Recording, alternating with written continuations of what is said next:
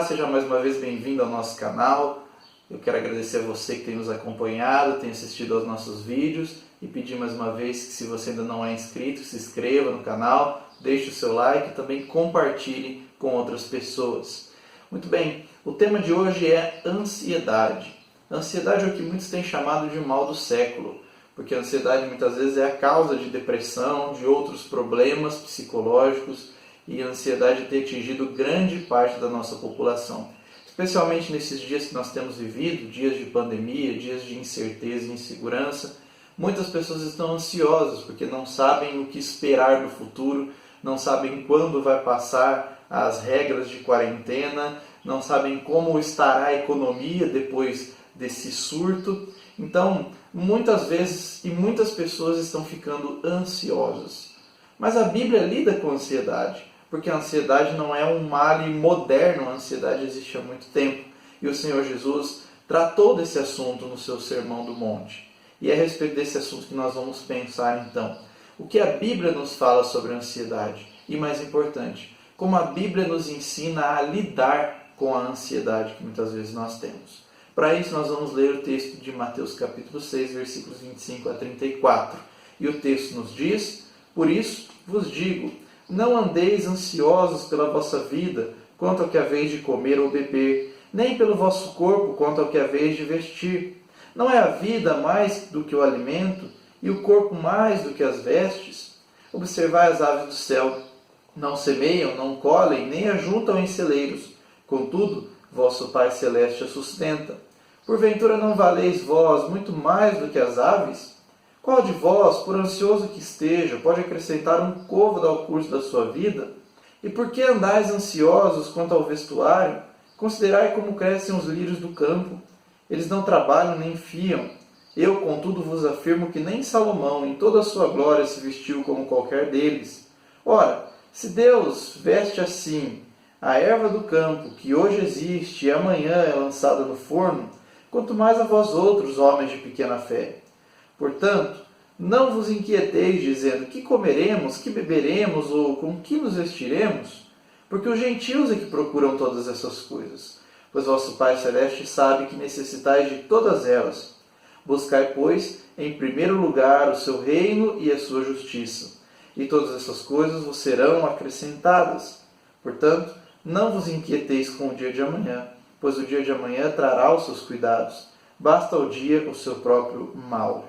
Muito bem, como já disse, esse texto faz parte do chamado Sermão do Monte, um sermão muito famoso que Jesus pregou e que trata de muitos assuntos relevantes e importantes da fé, como, por exemplo, as características do verdadeiro cidadão do céu, do verdadeiro cristão, quando ele começa falando das bem-aventuranças e também da necessidade de nós sermos sal e luz. Também trata da verdadeira interpretação da lei. Jesus vai pegar alguns pontos onde os fariseus eles interpretavam errado e Jesus vai dar a interpretação correta. E também Jesus fala da hipocrisia, de querer ser visto pelos homens fazendo boas ações. E também, um pouco antes de tratar sobre a ansiedade, Jesus fala da nossa relação com as posses, com as riquezas do mundo, com os tesouros do mundo. É interessante notar que o texto que trata sobre a ansiedade, ele na verdade é uma conclusão. Ele começa no versículo 25 com a expressão "por isso" ou "portanto". Então ele expressa uma conclusão de algo que foi dito antes. E se nós pegarmos o versículo 24, nós entenderemos melhor o contexto. Porque no versículo 24, Jesus diz que nós não podemos servir a dois senhores. Não podemos servir a Deus e servir as riquezas. Por que Jesus fala de riquezas? Porque antes ainda, no versículo 19, ele havia dito e ensinado a respeito de ajuntar tesouros. Ele diz, não ajunteis tesouros na terra. Então, a relação é muito clara entre tesouros, ajuntar posses, ou ajuntar coisas que para nós tenham mais valor do que as coisas espirituais, e servir as riquezas. Tudo se trata de uma tensão. Quem nós vamos servir? Quem nós vamos adorar? A quem nós vamos nos dedicar? Às riquezas, aos bens materiais, às posses ou a Deus? Nós não podemos servir aos dois senhores ao mesmo tempo. Então, como conclusão disso, Jesus fala sobre ansiedade. Então, é importante notar que quando Jesus fala de ansiedade, na verdade, ele está descrevendo a ansiedade como a relação errada que nós temos com os bens materiais, a relação errada que nós temos com as coisas do mundo.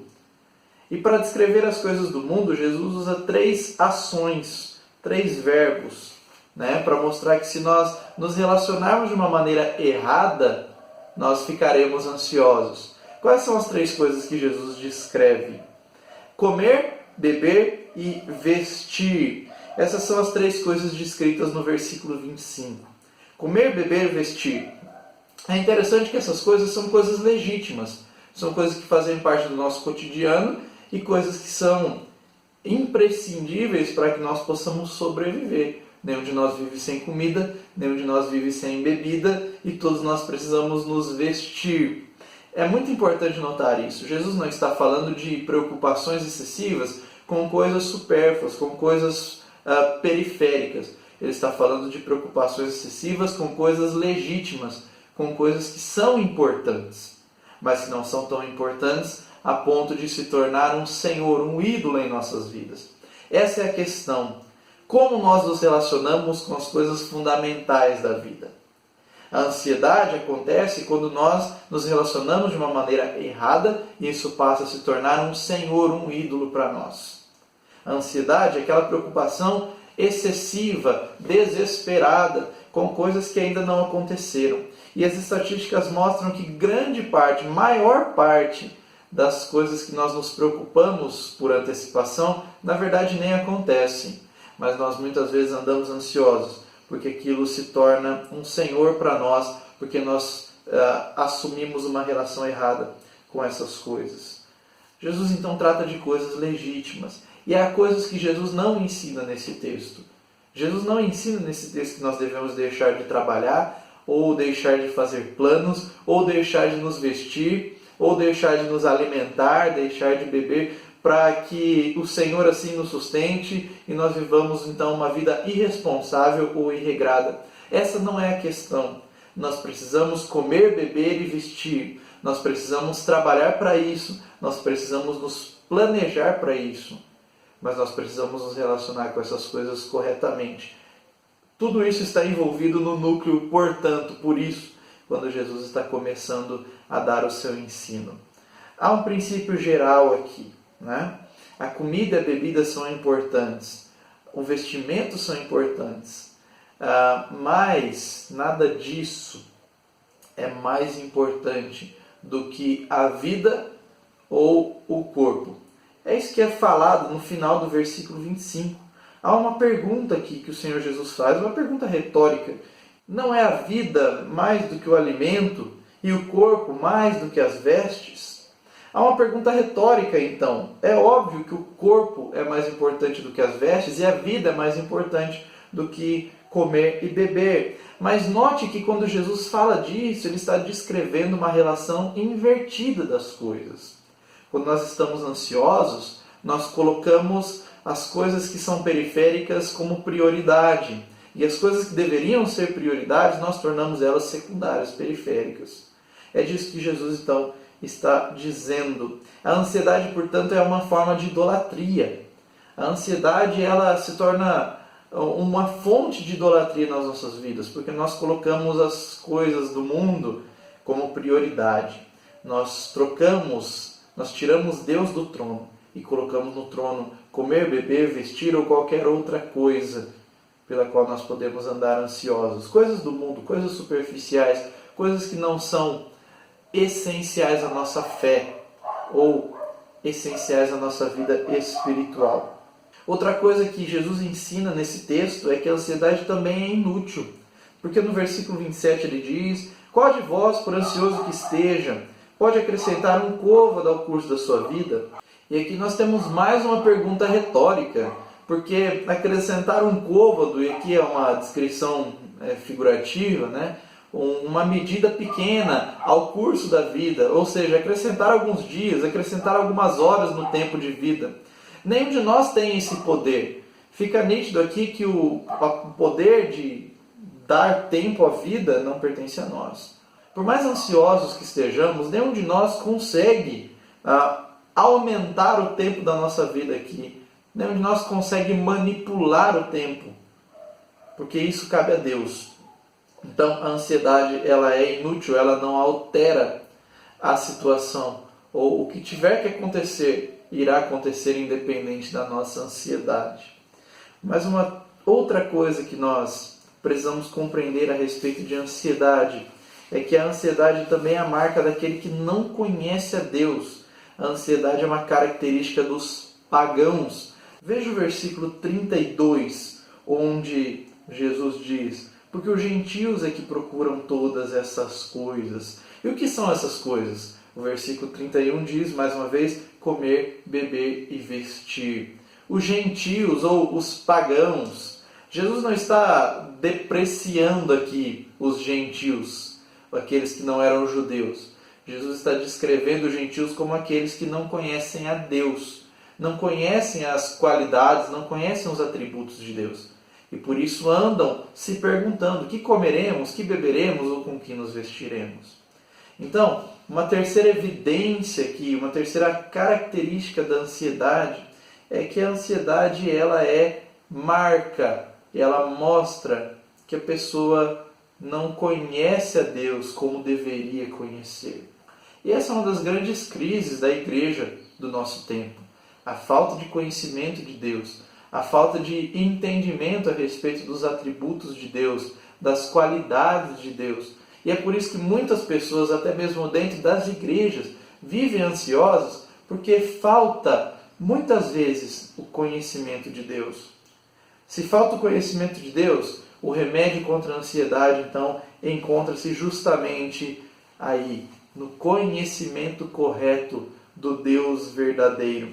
Como nós podemos, então, deixar de estar ansiosos? Como nós podemos vencer a ansiedade? Conhecendo Deus. Isso fica muito nítido no ensino de Jesus. Ele fala algumas verdades aqui a respeito de Deus, que eu e você precisamos entender, para que nós possamos deixar de estar ansiosos e viver descansando no cuidado e na provisão de Deus. A primeira verdade que Jesus nos ensina a respeito de Deus é que Deus é o Criador e sustentador da vida. Veja o versículo 26. Jesus diz claramente: observai as aves do céu. Não semeiam, não colhem, nem ajuntam em celeiros, contudo vosso Pai Celeste as sustenta. Porventura não valeis vós muito mais do que as aves? Note que Jesus está agora descrevendo a natureza que Deus criou, os pássaros que Deus criou. Eles não semeiam, não colhem, não ajuntam em celeiros. Jesus está descrevendo atividades comuns, para a sua época. Mas quem sustenta as aves? Quem é que cuida delas? Quem é que cuida da sua própria criação e sustenta a sua criação? É o próprio Deus. Com isso, Jesus está apontando tanto para o poder criador de Deus, que Ele criou todas as coisas e que tudo que Deus criou, Ele estabeleceu uma ordem, tudo que Deus criou, Ele estabeleceu uma sequência, uma diretriz para que funcione. Então, toda a criação de Deus é perfeita e funciona perfeitamente bem. Mas Jesus também está descrevendo que Deus não é apenas o Criador, Ele também é o sustentador da vida. Deus sustenta, Deus cuida, Deus protege e Deus provê para a sua criação como um todo. Nem mesmo os pássaros passam fome. Nem mesmo os pássaros que são criaturas pequenas. E Jesus faz mais uma vez uma pergunta retórica no final do versículo 26 e diz: não valeis vós muito mais do que as aves? É óbvio que sim. O homem é a criação principal de Deus. O homem é a criação especial de Deus. A criação que Deus colocou para estar acima dos outros seres criados. Mas o princípio geral é: se Deus é o Criador e sustentador de toda a sua criação, e isso é evidenciado até mesmo no fato de Deus criar e sustentar os pássaros, é óbvio que Deus ainda é o Criador e sustentador do ser humano, da sua principal criação. Se Deus não desampara pássaros, Deus também não vai desamparar o homem. Ele é o Criador e sustentador da vida. Observem as aves do céu. Contra a ansiedade, muitas vezes nós precisamos de observação para que nós possamos concluir quem é o nosso Deus, quais são seus atributos e como Ele é não apenas o Criador, mas também o sustentador de tudo que Ele criou. Há um contraste muito grande entre Deus e nós no quesito vida, que está no versículo 27. Nós já pensamos nesse versículo, mas veja, quando Jesus diz: qual de vós, por ansioso que esteja, pode acrescentar um côvado, ou algumas horas, ou alguns metros, que seja, no decurso da sua vida? Jesus está comparando a nossa capacidade com a capacidade de Deus. Deus pode acrescentar quanto Ele quiser à nossa vida, mas nós não temos essa capacidade. O sustento, portanto, não provém de nós, provém de Deus. É claro que Deus nos sustenta através do nosso trabalho, mas Deus tem poder para nos sustentar, mesmo que nós percamos o nosso trabalho, mesmo que nós percamos todas as nossas fontes de renda, Deus tem poder para nos sustentar e nós precisamos confiar naquele que é o Criador e sustentador da vida. Uma segunda característica a respeito de Deus aqui que nós precisamos aprender desse texto é que Deus também é o provedor das necessidades. E o versículo 28 deixa isso muito claro. Agora, a observação não é mais para os pássaros, né, mas é para os lírios do campo. Jesus diz: por que andais ansiosos quanto ao vestuário? Considerai como crescem os lírios do campo. Eles não trabalham nem fiam. Eu, contudo, vos afirmo que nem Salomão, em toda a sua glória, se vestiu como qualquer deles. Veja, Jesus agora está transportando a questão para os lírios do campo. São plantas, são flores que são muito bonitas e que muitas vezes não são as pessoas que plantam, mas são plantas que sempre estão belas, sempre estão exuberantes, apesar da sua pouca duração.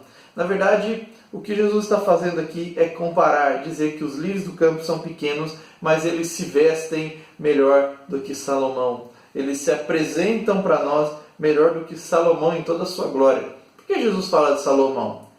Ora, quando nós olhamos para a Bíblia, nós vemos que Salomão foi um dos homens mais ricos que já existiu. Um dos homens mais sábios, verdade, mas também um dos homens mais ricos que já existiu. Ao descrever os dias de Salomão, a Bíblia diz que até mesmo a prata no reino de Salomão perdia o seu valor, porque o reino era muito rico, Salomão tinha muitas posses, o rei ostentava muito luxo e ele claramente se vestia bem. Por que Jesus cita Salomão? Vamos à pergunta: quem vestia Salomão? Era o próprio Salomão. O que caracterizavam as vestes de Salomão? Salomão se vestia de acordo com a riqueza que ele tinha. Salomão se vestia de acordo com as posses dele. Então Salomão se vestia de uma maneira pomposa, mas quem o vestia era ele mesmo. Quem o vestia eram as suas riquezas, eram as suas posses. Mas quem veste os lírios do campo? Jesus declara que é Deus quem faz isso. Então o grande contraste está entre a provisão do homem e a provisão de Deus. Deus provê para os seres mais insignificantes. Deus provê para os seres mais frágeis. Deus provê mesmo quando aquele ser não tem capacidade de fazer isso por conta própria.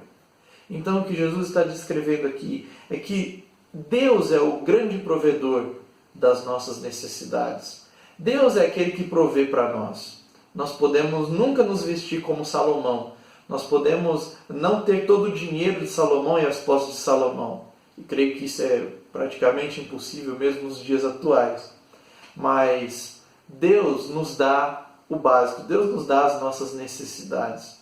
Porque Deus provê até mesmo para criaturas insignificantes como os lírios do campo. Essa é a questão. Deus provê nossas necessidades e não os nossos caprichos. A ansiedade acontece muitas vezes quando nós, ao invés de nos contentarmos com as coisas básicas, com uma vestimenta simples, nós queremos vestimentas caras. Ao invés de nos preocupar com o fato de se alimentar, que é a nossa necessidade, nós queremos nos alimentar do melhor, do mais caro, e nós corremos atrás de coisas que possam prover para nós dinheiro suficiente para que nós não apenas nos alimentemos, mas nos alimentemos do melhor. Não apenas bebamos, mas bebamos do melhor. Não apenas nos vistamos, mas nos vistamos do melhor. Há uma grande diferença entre estar vestido e estar vestido com uma roupa de marca extremamente cara. Nós vivemos numa sociedade que prega esse tipo de coisa, que as pessoas têm que ter o melhor, que as pessoas têm que correr atrás das coisas mais caras, mais luxuosas, e têm que ostentar isso. Mas não é o que a Bíblia nos mostra. E nem é o interesse de Deus em nossas vidas, porque isso se torna idolatria.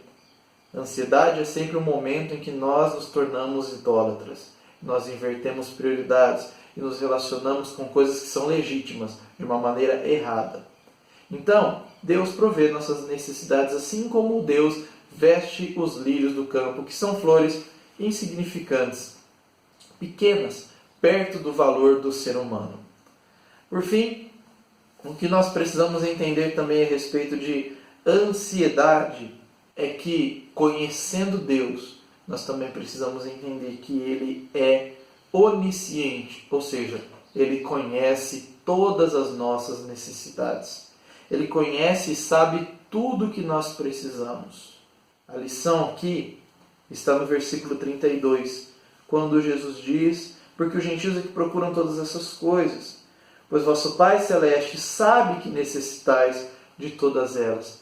É interessante notar que essa não é a única vez que Jesus fala de Deus como sendo o nosso Pai Celeste. Ou seja, Deus tem uma relação de paternidade conosco.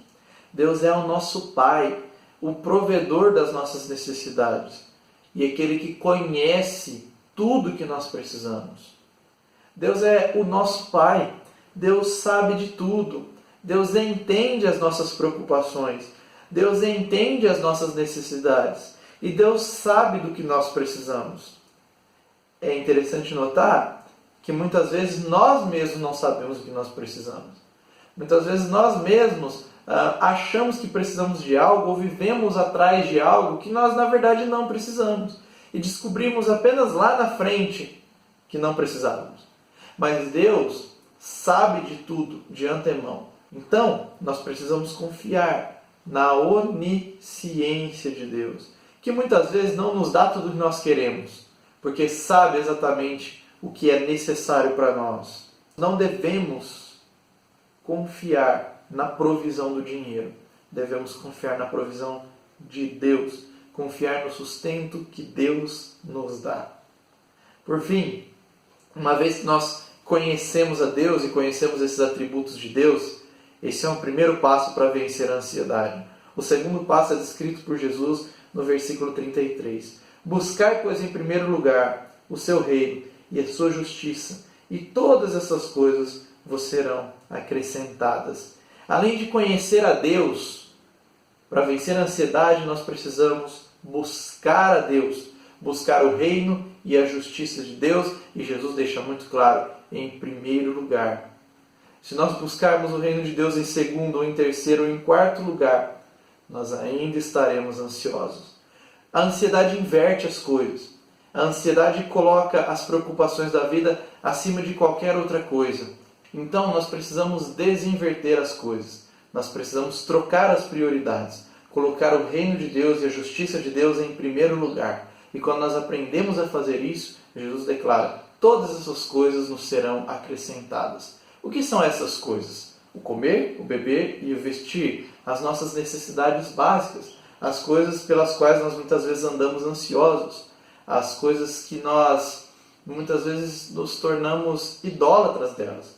Jesus diz: Deus proverá, mas quando nós aprendermos a colocar o reino de Deus e a justiça de Deus em primeiro lugar, parar com a idolatria, parar com essa nossa tendência de querer saber o dia de amanhã, querer conhecer o desconhecido.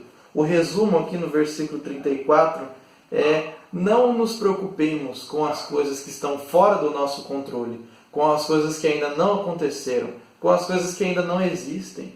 Jesus diz: não vos inquieteis com o dia de amanhã, pois o dia de amanhã trará os seus cuidados. Basta ao dia o seu próprio mal. Ou seja, se vai acontecer algo mal, se vai acontecer algo bom, isso cabe ao próprio dia que trará, não nos cabe. Deus é que está no controle de tudo. A ansiedade é uma coisa inútil, mas é uma coisa perigosa. É uma coisa que pode tomar conta das nossas vidas e atrapalhar a nossa caminhada espiritual. porque nós nos tornamos idólatras e muitas vezes nem percebemos. Contra a idolatria, precisamos conhecer mais a Deus. Contra a idolatria, precisamos saber que Deus é o Criador e sustentador da vida. Precisamos compreender que Deus é aquele que supre as necessidades. Precisamos compreender que Deus é onisciente e sabe de tudo o que nós precisamos. Contra a ansiedade, nós também precisamos buscar em primeiro lugar o reino de Deus e a sua justiça, nos submeter ao senhorio de Deus, ao senhorio de Cristo. Há dois outros textos bíblicos muito conhecidos para tratar sobre a ansiedade. Pedro, na sua primeira carta, capítulo 5, versículo 7, diz: lançando sobre ele toda a vossa ansiedade, porque ele tem cuidado de vós. Ele é Deus, lançando sobre Deus a nossa ansiedade, colocando as nossas preocupações diante dele. E Pedro dá um motivo: ele tem cuidado de vós. Queridos, Deus é fiel. Se ele tem cuidado de nós até hoje, ele continuará cuidando de nós. É muito difícil nós entendermos isso ou vivermos assim quando nós passamos por situações da vida como a perda de um emprego, ou a incerteza da continuidade do emprego, a incerteza se nós teremos o dinheiro para pagar aquela conta. Mas, irmãos, Deus tem cuidado de nós até hoje. E Pedro diz: lancem sobre ele toda a ansiedade, porque ele tem cuidado. Nós devemos confiar no cuidado e na provisão de Deus. Quando eu deixo de confiar em Deus, na provisão de Deus, e passo a confiar nas minhas próprias forças, no meu trabalho, no meu dinheiro, na minha reserva financeira, no meu emprego, em todas as coisas que podem prover para mim o sustento, eu me torno ansioso, porque todas essas coisas eu posso perder, mas a graça de Deus, Ele jamais retira dos seus. Deus tem cuidado de nós. E um segundo texto também muito conhecido está em Filipenses capítulo 4, versículo 6, onde Paulo diz: não andeis ansiosos por coisa alguma, antes, em tudo sejam conhecidas diante de Deus as vossas petições pela oração e súplica. Então, é por meio da oração que nós lançamos sobre Deus as nossas ansiedades. É por meio da oração que nós descansamos em Deus. A oração é um grande remédio contra a ansiedade, porque ela nos leva a buscar o reino de Deus, buscar a justiça de Deus em primeiro lugar. Confiar a Ele as nossas necessidades, confiar a Ele as nossas inquietações. É por meio da oração que nós descansamos em Deus. A oração substitui as nossas murmurações e preocupações por ações de graças. Nós precisamos confiar mais em Deus, conhecer mais a Deus, buscar mais o reino de Deus, lançar sobre Ele as nossas inquietações. E que nesses tempos de crise, nesses tempos de incerteza, nós confiemos mais em Deus, nós deixemos de estar ansiosos, porque Deus tem cuidado de nós até hoje, e pela sua infinita graça e amor, Ele continuará cuidando.